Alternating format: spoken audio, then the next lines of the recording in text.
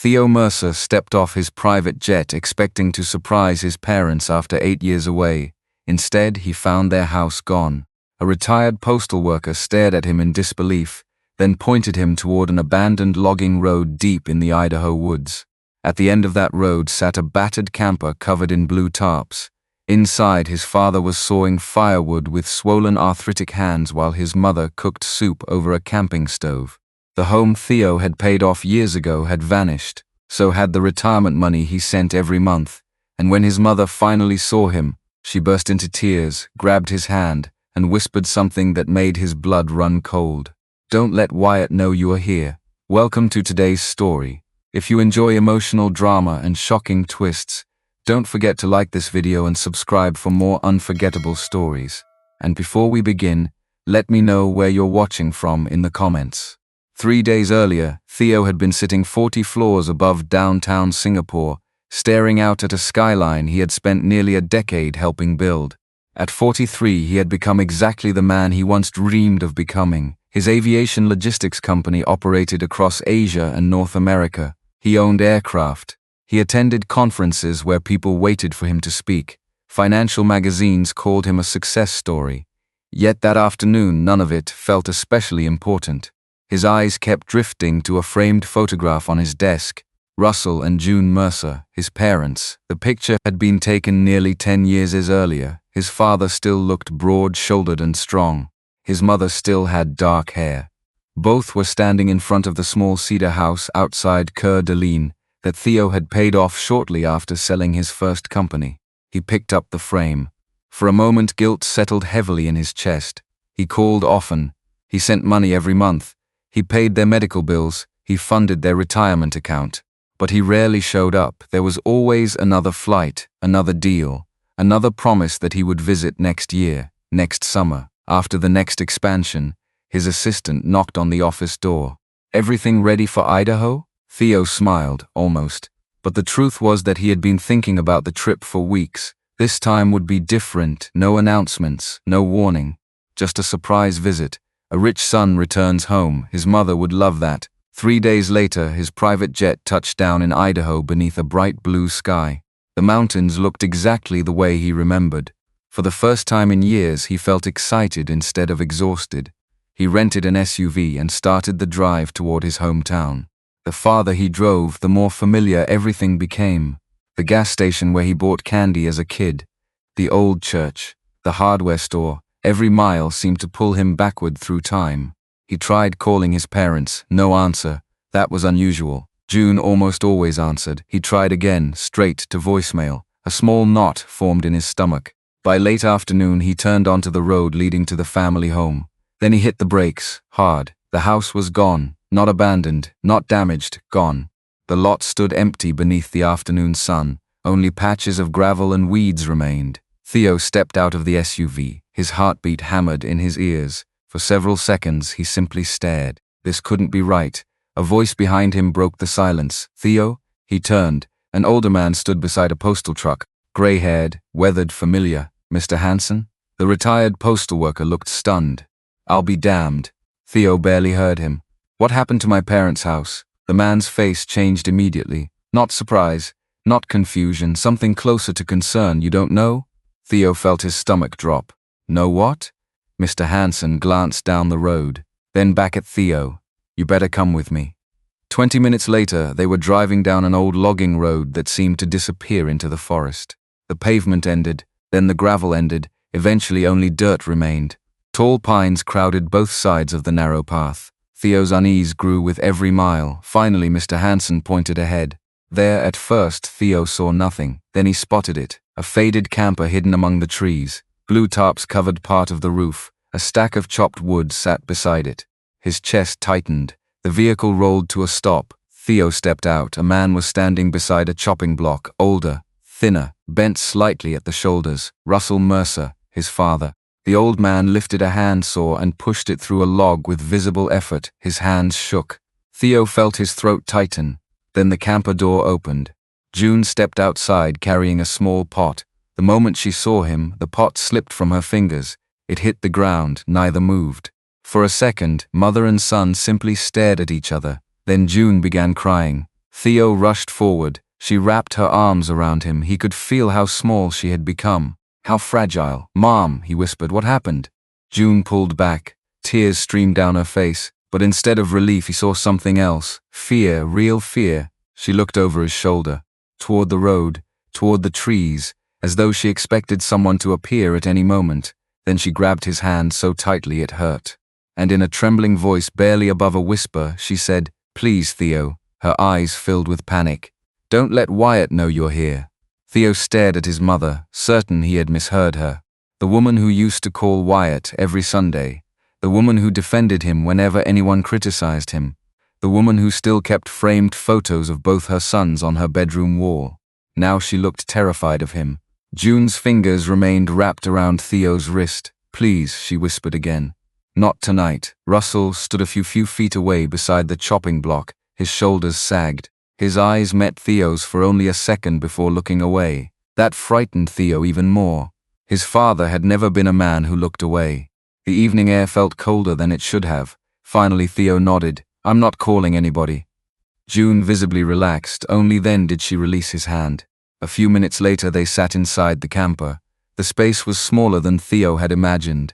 A narrow table, 2 folding chairs, a tiny refrigerator humming in the corner, a portable heater. Everything was clean, painfully clean, the kind of clean people maintained when they had very little and tried to preserve their dignity anyway. June placed a bowl of soup in front of him. Theo looked at it. Vegetable broth, a few potatoes, some carrots, nothing else. His chest tightened.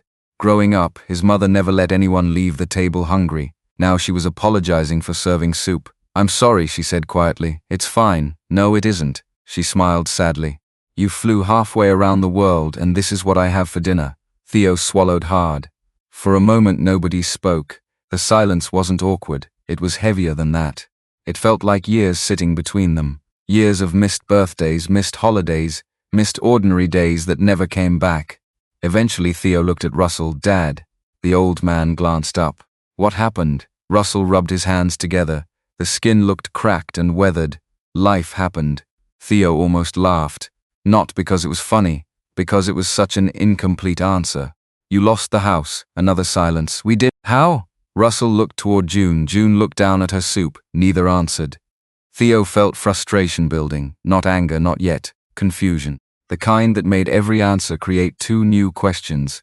After dinner, June insisted on making up a bed for him behind a curtain near the back of the camper. Theo tried arguing. She refused. Some habits survived even poverty. Mothers remained mothers. Later that night he stepped outside. The forest was quiet. Pine trees swayed gently in the darkness. A pale moon hung overhead. The camper looked even smaller from the outside. Smaller, older, sadder. Theo stared at it and felt something painful settle inside him. For years he had told himself he was taking care of his elderly parents. Every month he sent money. Every month he called.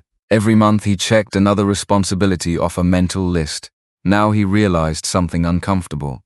He had been measuring care in dollars. Life didn't work that way. Money could buy medicine. Money could buy groceries. Money could buy houses. But money could not notice when your father stopped smiling. It could not see trembling hands. It could not see loneliness. The next morning he woke early.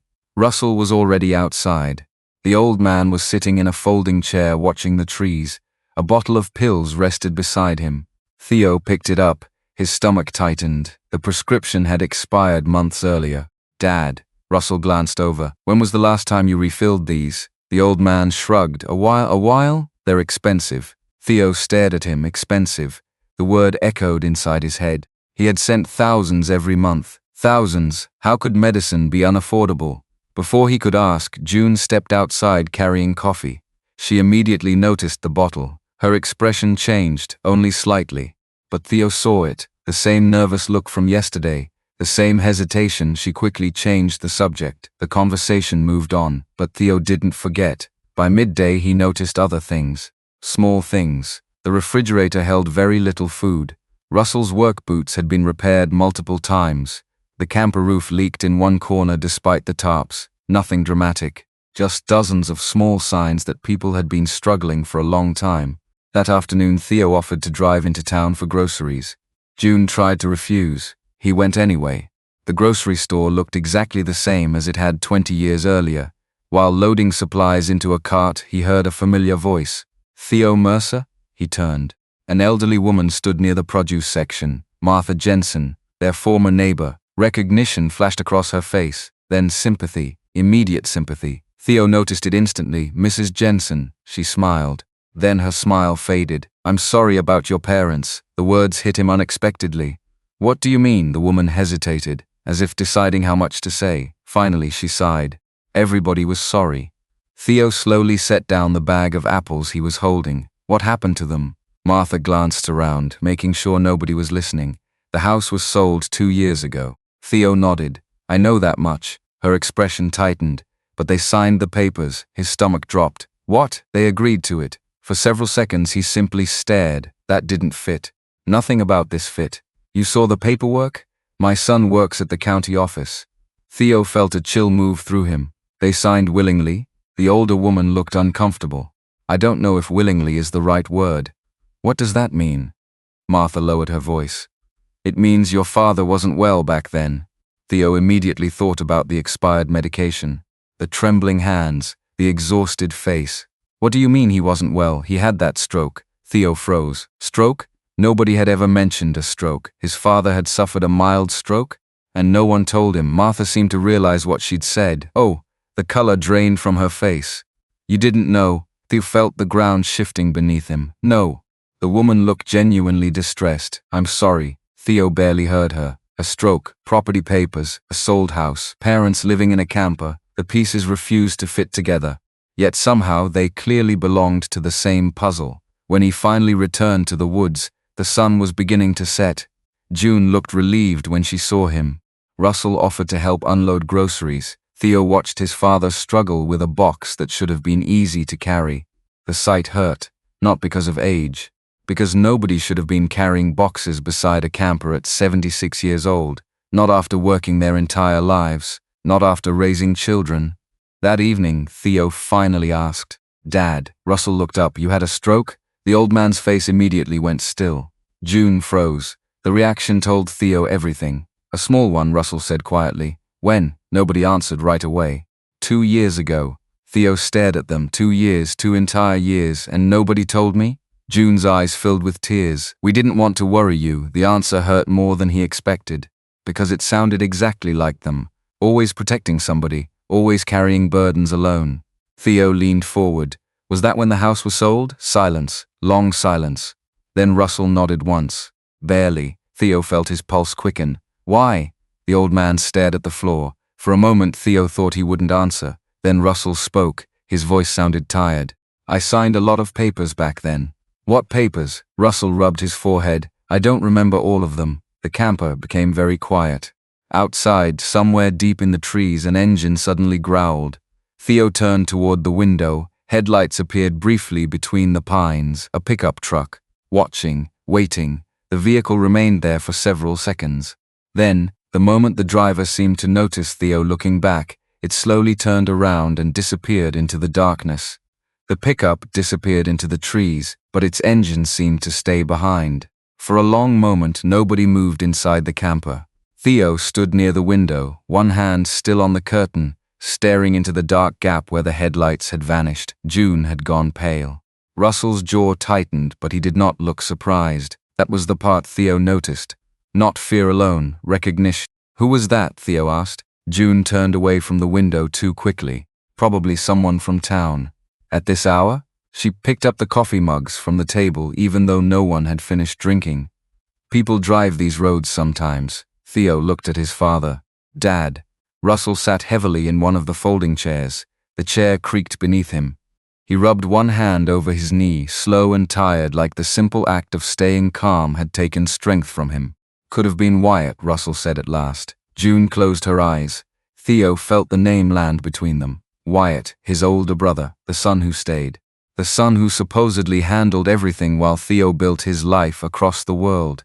The son June had begged him not to call. Theo reached for his phone. Then I'm calling him. No. June turned so fast the mug in her hand clinked against the counter. Theo, please, Mom, this is not normal. You understand that, right? You're living in a camper in the woods. Dad's medication expired months ago, the house is gone, and now someone is watching this place at night. We don't know that. Yes, we do. His voice came out sharper than he intended. June flinched. Instantly, guilt cut through him. He lowered his tone. I'm sorry, I'm not angry, but he was angry. At someone? At something. At the years he had trusted from a distance. Russell looked at him with tired eyes. Wyatt will come when he hears. When he hears what? That you're back. Theo stared at both of them. So he doesn't know? Neither answered. That silence was an answer. Theo slipped the phone back into his pocket, but not because he was satisfied. He did it because his mother was trembling, and for the first time in his adult life he saw how old fear could make a person look. That night nobody slept well. The camper made small sounds in the wind. The tarps shifted against the roof. Somewhere outside, branches rubbed together like quiet footsteps. Theo lay on the thin mattress behind the curtain, fully dressed, staring into darkness. He remembered Wyatt as a teenager, tall, loud, easy with people. The kind of brother who could talk their father out of anger and their mother into laughter. Wyatt had always been the charming one. Theo had been the serious one. The one with spreadsheets and plans. The one who left. When Theo first moved overseas, Wyatt had told him not to worry. I've got them, little brother, and Theo had believed him. Because he wanted to. By morning the air inside the camper felt heavy. June moved quietly, making oatmeal with powdered milk. Russell sat at the table, one hand wrapped around a coffee mug he barely drank from. Theo was checking the cell signal near the door when tires crunched over dirt outside. This time the truck did not stop far away. It came straight into the clearing. June's hand tightened around the spoon. Russell slowly stood. Theo stepped outside before either parent could stop him. A dark blue pickup rolled to a halt near the woodpile. The driver's door opened. Wyatt Mercer climbed out. For a second, Theo barely recognized him. Wyatt was 50 now, but he looked older. His hair had gone mostly gray around the temples. His face was rough with stubble. His jacket was clean but worn at the cuffs, and there were deep shadows under his eyes. He looked less like a man enjoying stolen comfort, and more like a man who had spent too many nights fighting something he could not beat. Still, when his eyes landed on Theo, his expression hardened. Well, Wyatt said, so it's true. Theo stood still. Good to see you too. Wyatt looked past him toward the camper. Mom called? No. Then who told you? Theo almost laughed. That's your first question? Wyatt's jaw tightened. What are you doing here? I came to surprise my parents. Wyatt looked around the clearing. The camper, the tarps, the chopped wood. His face changed for a fraction of a second. Shame maybe, or anger. It disappeared quickly. Bad timing, he said. Theo stared at him. Bad timing. June stepped out of the camper, wiping her hands on a towel. Wyatt, don't start. I'm not starting anything. Wyatt's voice stayed controlled, but barely. I just want to know why he's here acting like he walked into the middle of a crime scene. Theo took one step forward. Didn't I? Russell's voice cut through the air. Enough. It was quiet, but it still carried weight. For a moment, both sons looked at him. Russell stood in the camper doorway, one hand gripping the frame for balance. He looked exhausted. More than exhausted, he looked humiliated, and that was the first thing that truly shifted the air. Wyatt saw it too. His shoulders dropped slightly. Dad, he said, softer now. You shouldn't be standing out here in the cold. Theo turned toward him. Now you care? Wyatt's eyes flashed. You don't get to come home after 8 years and act like you know everything. I know enough. No, Wyatt stepped closer. You know what you saw yesterday, that's not the same thing. June moved between them before either man could take another step. Please, she said. Not here. Theo looked at her, then at Wyatt. His brother's breathing was uneven. His hands were shoved deep into his jacket pockets. He was trying hard to look angry, but Theo noticed something beneath it. Fear, not of Theo, of what Theo might uncover. They all went inside the camper, though there was barely room for 5 people to stand, let alone sit. Wyatt remained near the door. Theo stood by the table. Russell lowered himself into a chair, and June hovered near the stove as if keeping her hands busy could hold the family together. Theo spoke first. Where did the money go? Wyatt's face tightened. What money? The money I sent every month. For Mom and Dad, for medication, food, repairs, retirement. Wyatt let out a tired breath. You think wiring money from across the ocean makes you the hero. Theo felt the words hit deeper than he expected. Wyatt saw it and pressed on. You weren't here when Dad fell in the bathroom. You weren't here when Mom sat up all night because he couldn't remember where he was. You weren't here when the hospital bills came in wrong and insurance took months to fix it. Theo swallowed. No, I wasn't. The honesty quieted the room, but I paid, he said. Every time you asked, I paid. Wyatt looked away. That small movement said too much. June stepped forward. Wyatt helped us, Theo. Theo turned to her mom. He did, she insisted, and tears filled her eyes. You don't know how many nights he came over. You don't know how many times he brought groceries. He handled calls, appointments, paperwork. He wasn't just taking, he was here. Wyatt's face shifted again. Pain this time, real pain.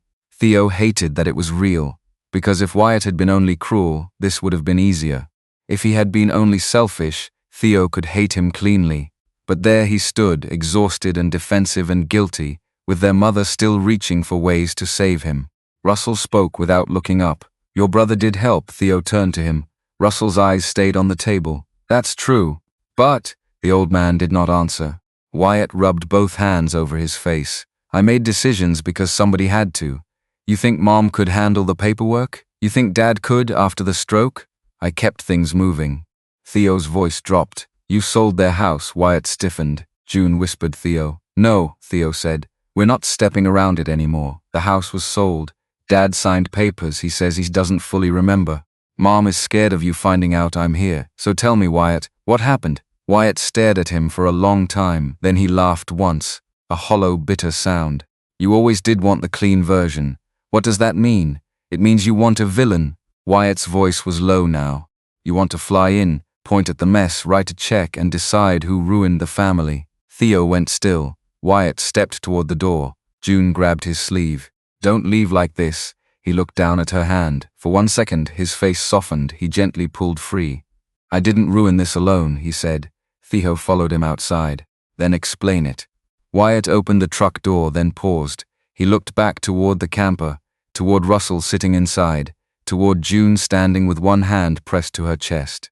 Then his eyes returned to Theo. You want the truth, he said quietly. Fine, but you better be ready for all of it.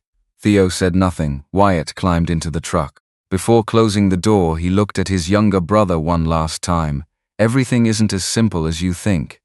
Then he started the engine and drove away, leaving dust hanging in the clearing. Theo stood there until the truck disappeared.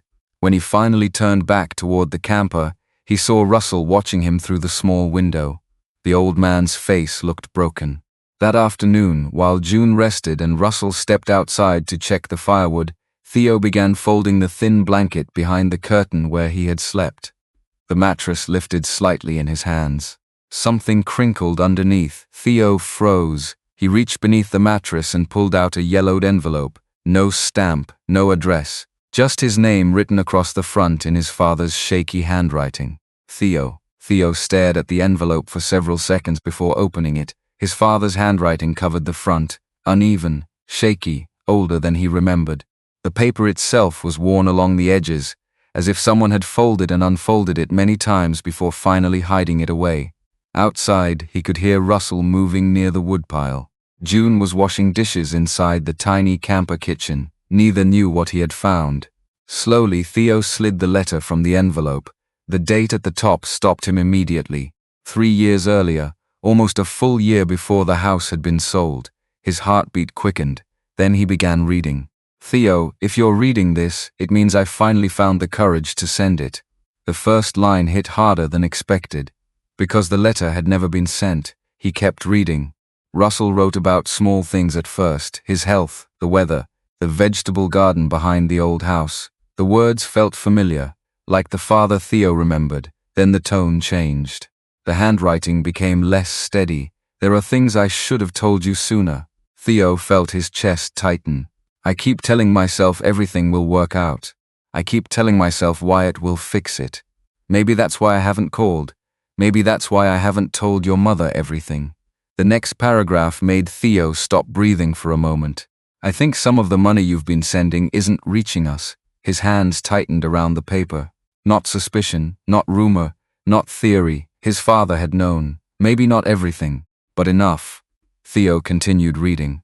Russell wrote that he had noticed missing deposits, bills that should have been paid, repairs that never happened, promises that kept getting pushed further into the future. Yet every time he confronted Wyatt, the answers sounded reasonable. Temporary setbacks, short-term problems, business issues that would soon be fixed. I wanted to believe him. The sentence sat alone in the middle of the page, simple, honest, painful. Theo stared at it for several seconds, because he understood it. Parents wanted to believe their children. Sometimes they wanted it so badly they ignored what was right in front of them. The letter continued. I don't know whether he's lying to me or lying to himself.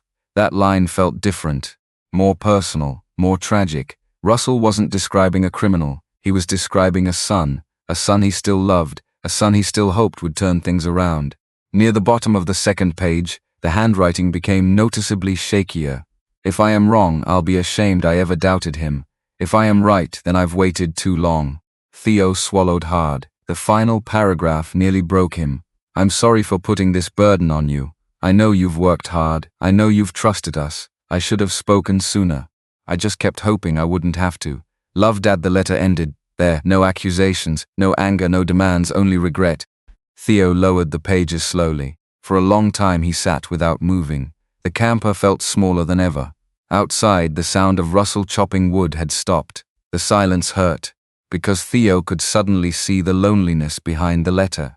A man noticing things were wrong. A man growing suspicious. A man choosing silence because he couldn't bear what the truth might mean. Eventually, he folded the pages and slid them back into the envelope. Then he stepped outside. Russell was sitting on a stump beside the woodpile. The saw rested across his knees. The old man looked tired, not physically, emotionally. Theo walked over and sat beside him. Neither spoke immediately. The forest was quiet, only wind moving through the pines. After a while, Theo held up the envelope. Russell's face drained of color. For several seconds, he simply stared. Then he closed his eyes. You found it. Not a question. A fact. Theo nodded. The old man looked away. I couldn't send it. Why? Russell rubbed his hands together. The familiar gesture returned whenever he was uncomfortable. I kept thinking things would get better. Theo felt anger stirring, not toward his father, toward everything, toward years wasted, toward opportunities missed, toward silence you knew. Russell's eyes filled with shame. I suspected. You should have told me. I know. The answer came immediately. No defense, no excuse, just truth, and somehow that made it worse. Theo stared toward the trees. I could have helped. Russell laughed softly. A sad laugh. You already were helping. The words landed heavily, because they were true. Theo had been helping, just not in the way that mattered most. For years he had sent money instead of himself. Now both men sat there carrying different versions of guilt. Eventually Russell spoke again. I wasn't protecting Wyatt. Theo looked at him. I was protecting your mother. That surprised him. Russell stared at the ground. Every time she started seeing the truth, it broke her heart. His voice sounded rough. Every time. The old man swallowed hard, so I kept telling myself I'd fix it before she had to know. Theo suddenly understood. Not completely, but enough. Families didn't usually collapse because of one terrible decision. They collapsed because of years of smaller ones, small compromises, small silences, small acts of protection, until nobody knew how to stop. Later that evening, June found the letter. She didn't ask how. She saw the envelope sitting on the table and immediately knew. Tears filled her eyes before anyone spoke. You read it. Theo nodded. June sat down slowly. For several moments she simply stared at the pages.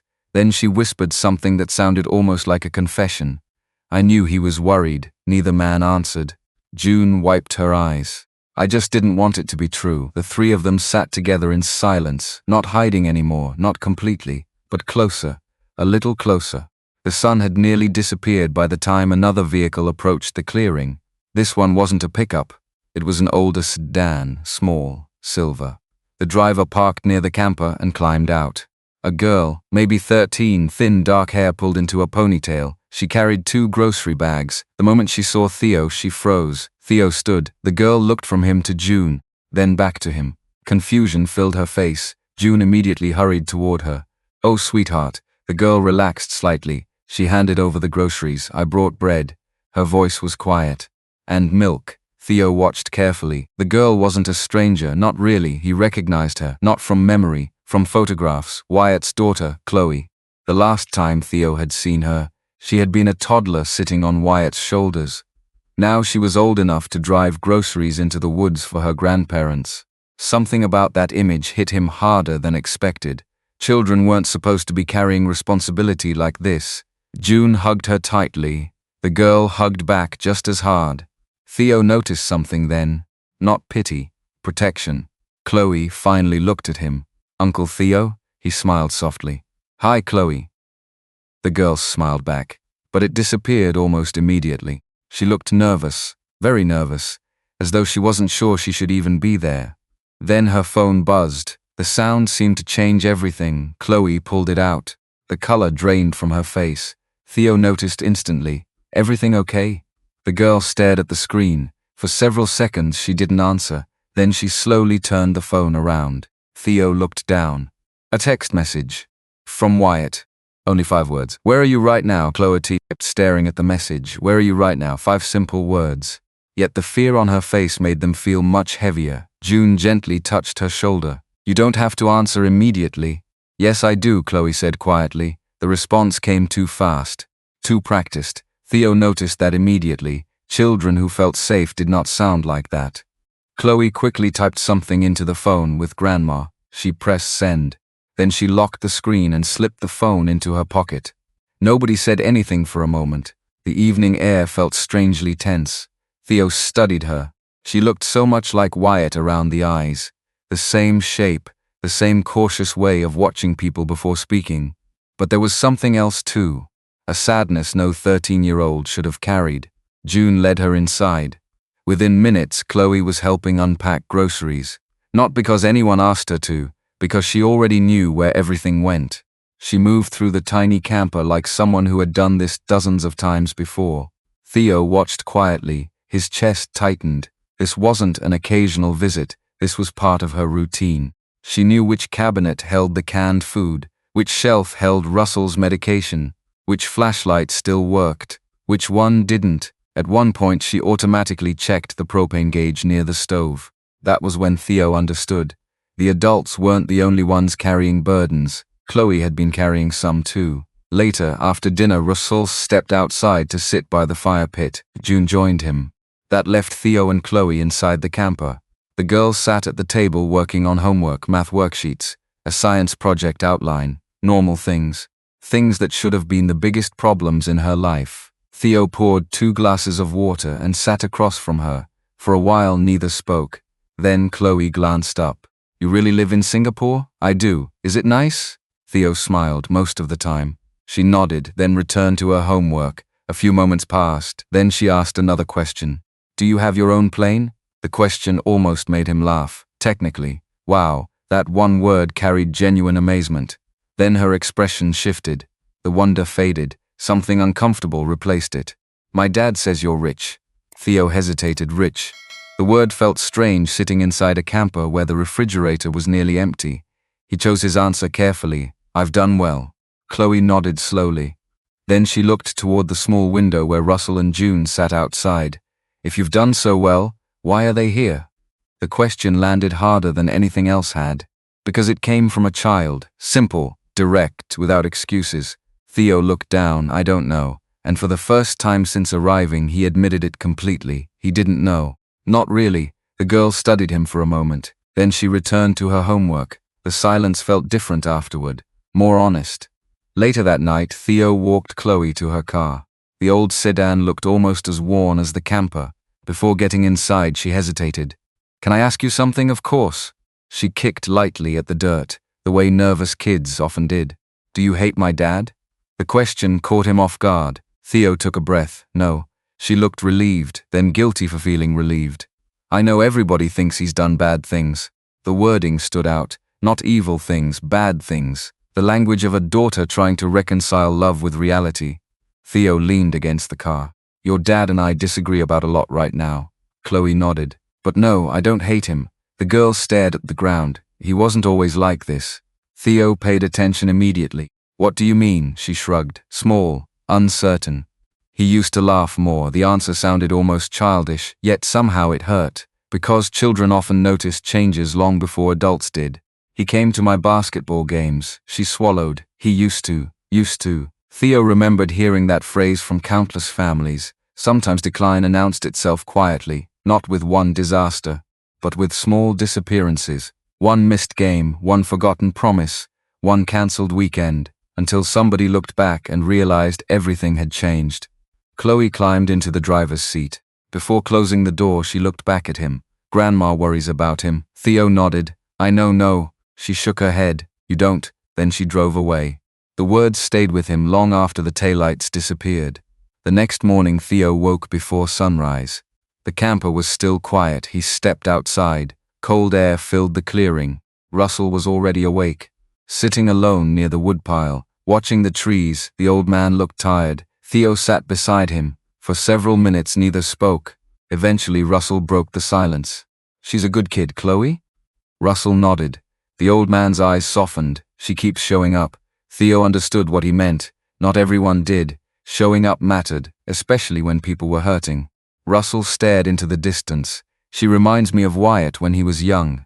Theo looked at him. The old man smiled sadly. Before everything got complicated, the statement lingered. Neither man elaborated. They didn't need to. Around noon, Theo drove into town. He needed information, real information, not guesses, not memories, not half-finished conversations. His first stop was the county records office. The building was small and plain, the kind of place nobody noticed unless they needed something. Inside, a clerk helped him locate property records. An hour later, Theo sat in front of a computer reading document after document. The house sale, the ownership transfer, tax filings. Every page led to the same uncomfortable conclusion. The paperwork appeared legal, at least on the surface. The signatures were there, Russell's, June's, witnessed, filed, recorded.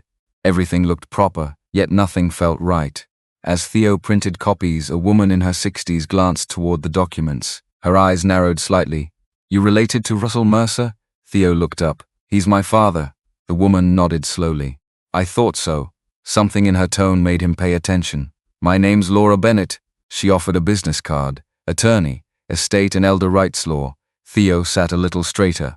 Laura noticed. I met your parents about a year ago. His pulse quickened. You did? The attorney nodded. Your mother came to see me. The room suddenly felt smaller. What for? Laura studied him carefully, the way experienced lawyers often did, measuring words before speaking. She was worried. Theo leaned forward. About what? The woman hesitated, then answered. She believed she may have signed documents she didn't fully understand.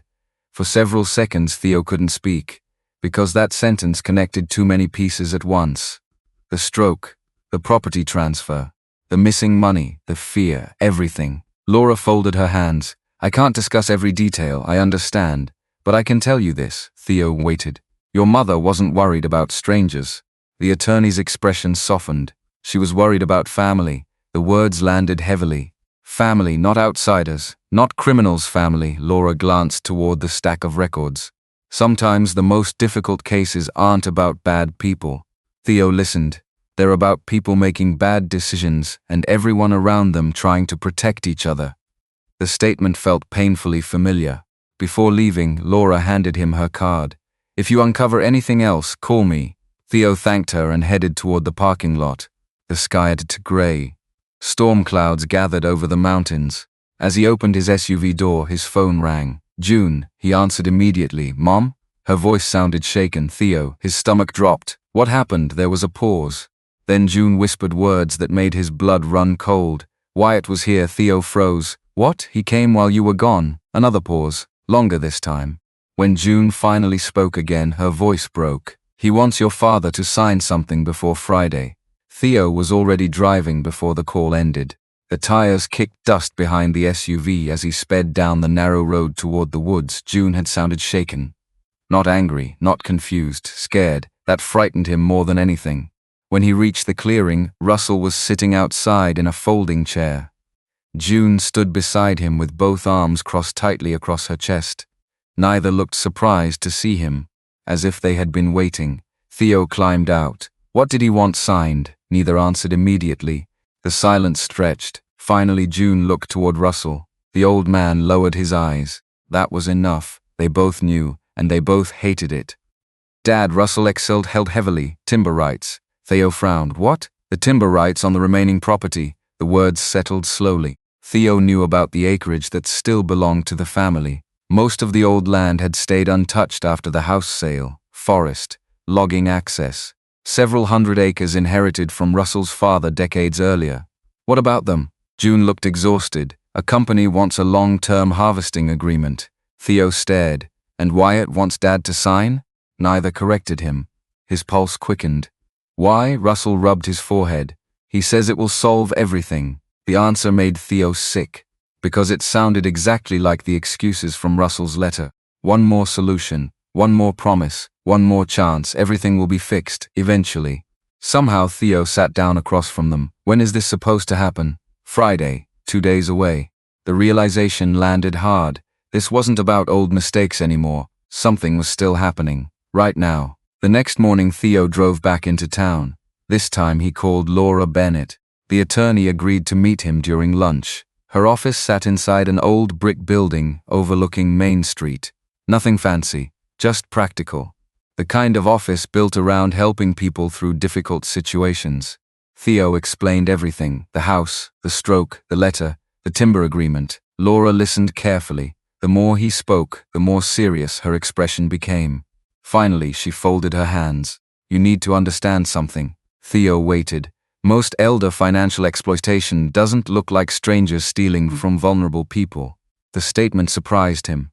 Laura continued, more often it's family. The room felt quiet, painfully quiet. People imagine criminals. She shook her head, but sometimes it's sons, daughters, nephews, people who convince themselves they're borrowing, or helping, or buying time. Theo immediately thought about Wyatt, not because Laura had accused him, because Russell's letter already had. In its own heartbreaking way, Laura opened a folder. If your father wasn't fully capable of understanding certain documents after the stroke, that matters. Theo leaned forward. Legally, potentially, not certainty, not a guarantee, but something. For the first time since arriving, he felt like he wasn't completely lost. Then Laura asked a question. Do you know why Wyatt needs the timber agreement now? Theo shook his head.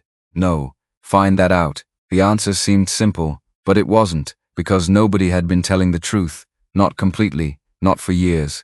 That evening another vehicle entered the clearing. This time it wasn't Wyatt. A small sedan rolled to a stop beside the camper. Chloe climbed out. Her backpack hung from one shoulder. She looked tired. The kind of tired that didn't belong on a 13-year-old face. June immediately smiled. The girl smiled back, then hugged her grandmother. Theo noticed something, the relief, not from June, from Chloe. Like arriving here allowed her to breathe. After dinner, Chloe sat outside beside Theo while Russell worked slowly through a pile of firewood. The sun was setting. Orange light filtered through the pines. For a while neither spoke. Then Chloe broke the silence. My dad's been angry. Theo glanced at her. The girl picked at a loose thread on her sleeve. Since you got here. Theo nodded. I figured. She looked down. He doesn't sleep much anymore. Something about the way she said it made Theo pay attention. Not defensive, not protective, just worried. The kind of worry children carried when they loved someone they couldn't help. Has he told you why? She shook her head. Not really. Then she hesitated, as though deciding something, a private battle playing across her face. Theo stayed quiet. Eventually Chloe spoke again. My parents fight about money. The confession came softly, almost accidentally. Theo said nothing. Sometimes people kept talking when you didn't interrupt. They think I can't hear. A sad smile crossed her face, but walls aren't very thick. The sentence broke his heart. Children always heard more than adults thought. Always. Chloe looked toward the trees. I heard him say everything falls apart if Friday doesn't happen. Theo felt his pulse quicken. What happens Friday? She shook her head. I don't know. Then she looked at him, but he sounded scared, not angry, not greedy. Scared. The distinction mattered. Because fear explained things anger couldn't. A few minutes later, Chloe stood. I should go. She slung her backpack over one shoulder, then stopped. Again that hesitation, again that internal struggle. Finally she unzipped the bag, reached inside and pulled out a small flash drive. Blue plastic, nothing special except for the way her hands trembled. Theo frowned. What's that? The girl stared at it, then at him. I think it's important. His stomach tightened. What is it? She swallowed. I found it in Dad's office. The world seemed to slow, just slightly. Not because the flash drive looked dramatic, because Chloe looked terrified, the kind of fear that came from crossing a line she never wanted to cross. My dad doesn't know I took it. Theo didn't reach for it immediately. The girl loved her father. That much was obvious. Taking something from him had not been easy. Chloe, her eyes filled with uncertainty, I don't want him to get hurt. The honesty in that statement hurt, because she meant it, every word. She wasn't trying to expose him. She was trying to save everyone, including him. The burden was far too heavy for a child. Theo gently accepted the flash drive. What makes you think it's important? The answer came immediately, because she'd clearly been carrying it for days. One night I heard him arguing on the phone. Theo listened carefully. He mentioned recordings. A chill moved through him. What kind of recordings? I don't know. The girl looked down. But afterward he locked himself in his office. Silence, then one final sentence. Quiet, small, devastating. And he cried. Theo froze. For a moment he saw not the man who might have taken money. Not the man pushing documents toward his parents. Just a broken father alone in an office. Crying where nobody could see him. The complexity of it all felt overwhelming. Then Chloe stepped backward. I should go. Theo nodded slowly. She turned toward the car. Halfway there her phone buzzed. The girl's entire body stiffened. Theo already knew who it was. She checked the screen. The color drained from her face. Chloe?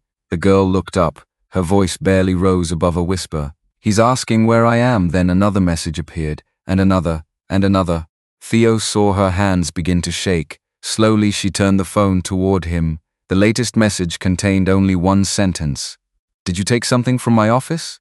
Theo took the phone gently from Chloe's trembling hands and looked at the screen again.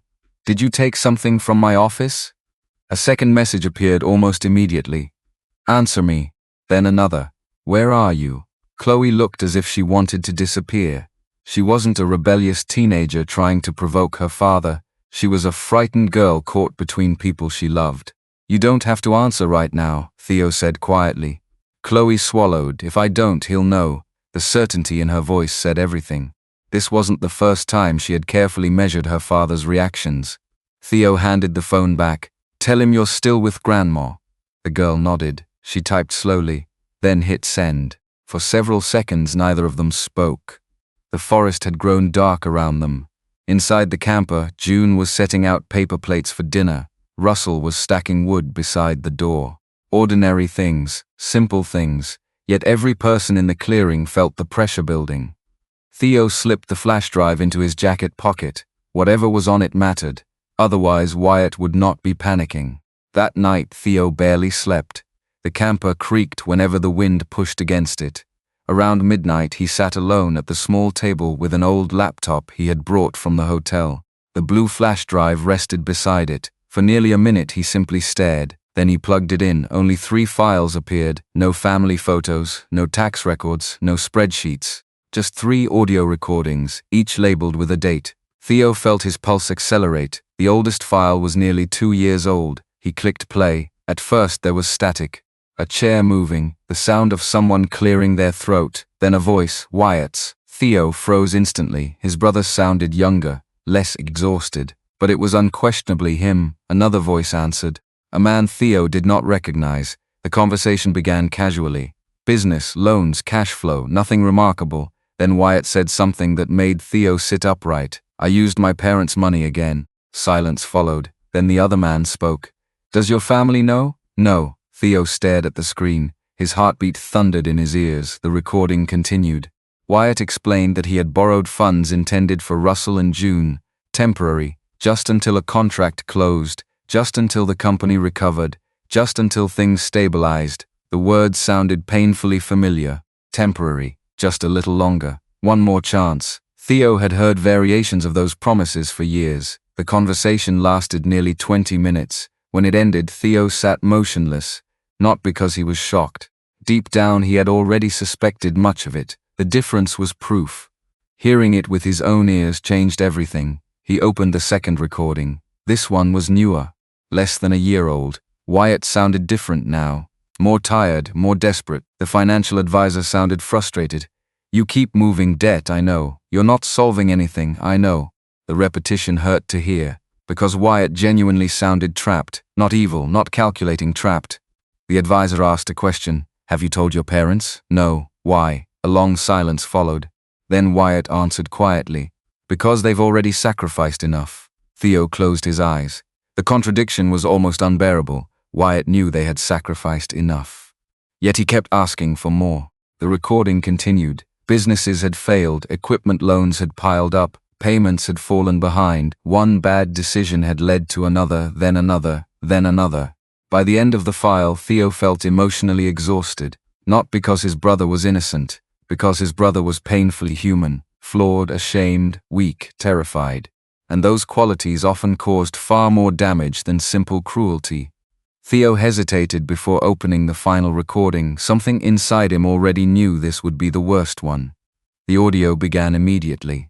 No small talk, no introductions, just Wyatt speaking. The timber agreement fixes everything. Theo's stomach dropped. The advisor responded sharply. No, it fixes one problem. It buys time. There is no more time. Silence. Then Wyatt spoke again. His voice sounded broken. If I lose this, they'll come after everything. Theo leaned forward. Every word mattered now. The advisor's tone hardened. You're asking elderly parents living in a camper to sign away their last major asset. Silence, long silence. Then came the sentence Theo would never forget. I know how bad it sounds. Wyatt's voice cracked. But I don't know what else to do. Theo stopped the recording. The camper was completely silent. Outside, wind moved softly through the trees. Inside, everything felt different. Not because the mystery was solved, because the mystery had become something sadder. This wasn't a master criminal. It wasn't hidden wealth. It wasn't greed alone. It was years of fear, years of lies, years of shame, and now everyone was paying the price. The next morning, Theo drove straight to Laura Bennett's office. She listened carefully to portions of the recordings. When the final file ended, she removed her glasses. For a moment, she said nothing, then she nodded. This is significant. Theo exhaled slowly. Can we stop the agreement? Possibly. Not certainty, again, just possibility. But this time, there was evidence. Laura opened a legal pad. The timber rights transfer needs to be paused immediately. Theo leaned forward. How? We request emergency review. She began writing notes. The history of the stroke matters. The previous transfers matter. The recordings matter. For the first time in days, Theo felt something resembling hope. A difficult hope. A cautious hope. But hope nonetheless. Later that afternoon, he returned to the camper. June was sitting outside shelling beans into a plastic bowl. Russell rested nearby. The old man's breathing sounded slightly labored. Theo sat beside them. Neither parent asked where he had been. Perhaps they already knew. Eventually June spoke. He called. Theo looked up. Wyatt? She nodded. He wants to come tomorrow. Russell's jaw tightened. Nobody seemed happy about the idea. Not even June. That was new. For years she had defended Wyatt automatically. Now something had shifted. Not love. Love remained. But denial was beginning to crack. Theo noticed it immediately. What did he say? June stared at the beans in her lap. He said things have gone too far. Silence settled between them. The kind that came when everyone already knew the truth. The sun was dropping behind the trees when another vehicle appeared at the edge of the clearing. Not Wyatt's truck. A black sedan. Theo frowned. The vehicle stopped. A man stepped out carrying a folder, a suit in the middle of the woods. That never meant good news. The stranger approached carefully. Russell Mercer? Russell slowly stood. The man opened the folder. My name is Daniel Price. He hesitated, almost apologetically. I'm here regarding a debt enforcement action. Theo felt every muscle in his body tense. The man continued. If the timber agreement isn't completed this week, additional collection proceedings may begin immediately. Nobody spoke. The woods seemed to go silent. Then Daniel pulled a document from the folder. And at the very top, above pages of legal language, Theo saw a number that made his blood run cold. The debt wasn't hundreds of thousands. It wasn't even close. It was over $3 million. The number sat on the page like a weight nobody could lift. $3 million.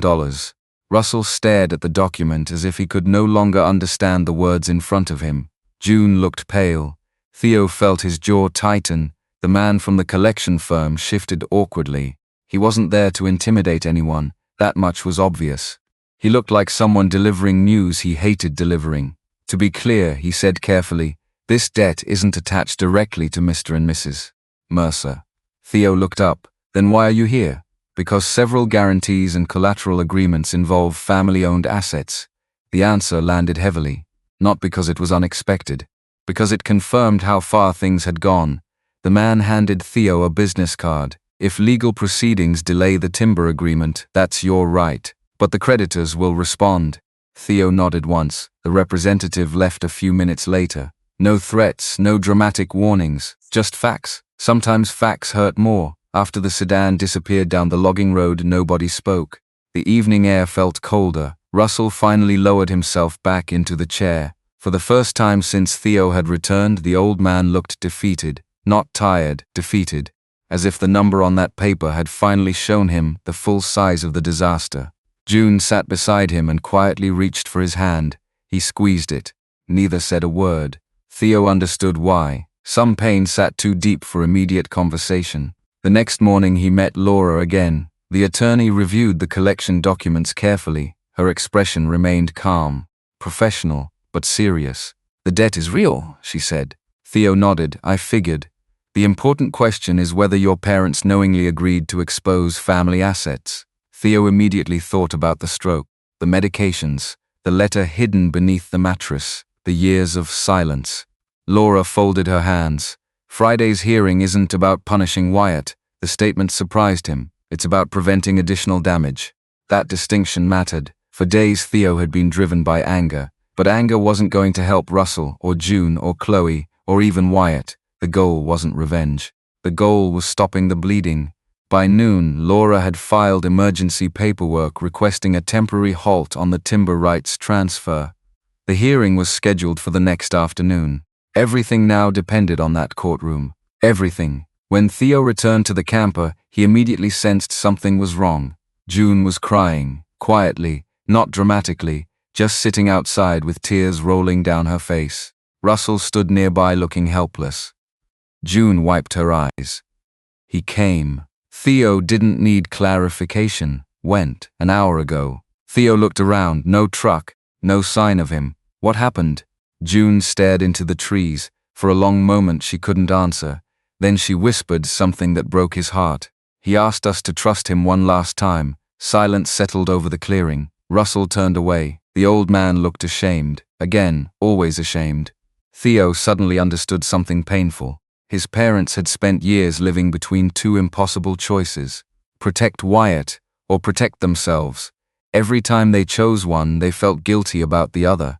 There had never been a good answer, only damage. That evening Chloe arrived unexpectedly, not with groceries, not with a backpack, just herself. Her eyes were red. The moment June saw her, she stood. The girl immediately broke down.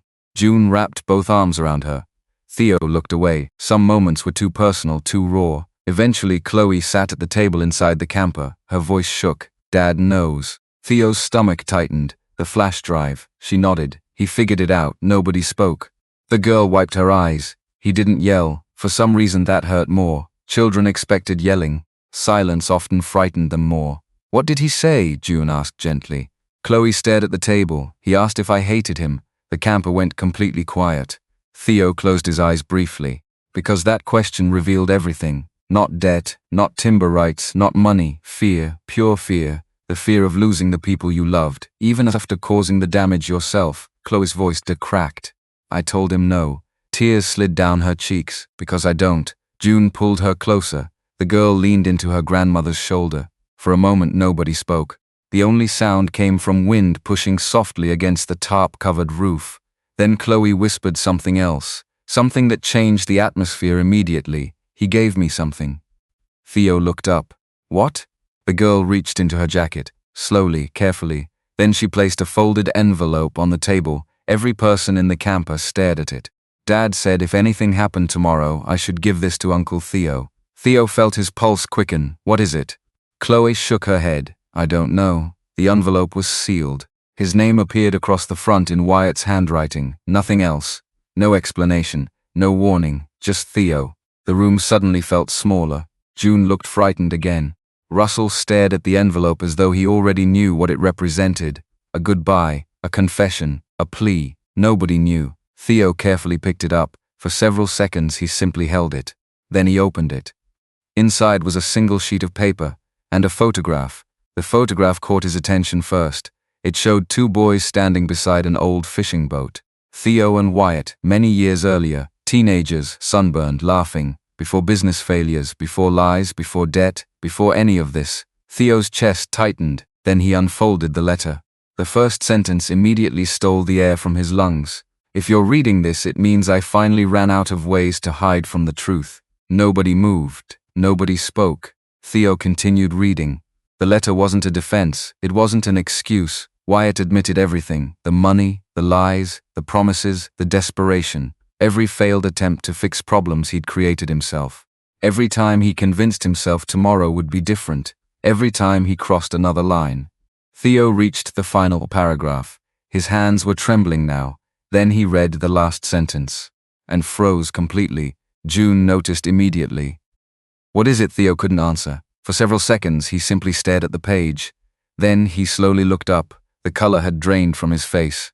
Russell stood. "What does it say?" Theo swallowed hard. Finally he spoke. "He says he's not coming to the hearing tomorrow." Silence. Then Theo forced out the rest. "He says by the time we read this, he'll be gone." 8 months later, the first snow of the season settled softly across the Idaho hills. The camper was gone. The blue tarps were gone.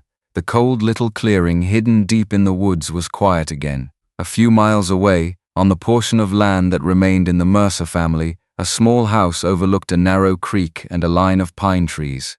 June had insisted on keeping it simple. No grand entrance, no oversized rooms, no expensive statement pieces.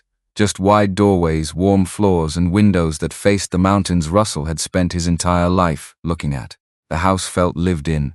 That mattered more than size. On a Saturday morning, Theo stood on the porch holding a mug of coffee while sunlight filtered across the snow.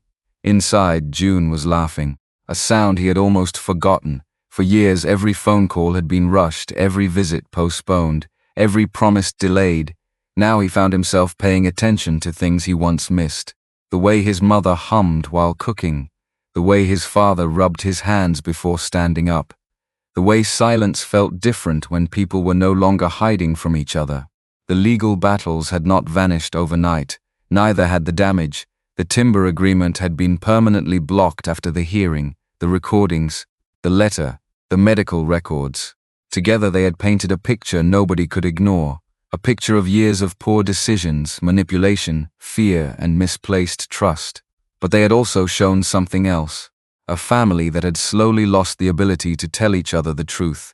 That wound had taken longer to heal. Wyatt never disappeared. The letter had frightened everyone. But the next morning he had shown up at the hearing exactly as Laura predicted he eventually would. Not because he was brave.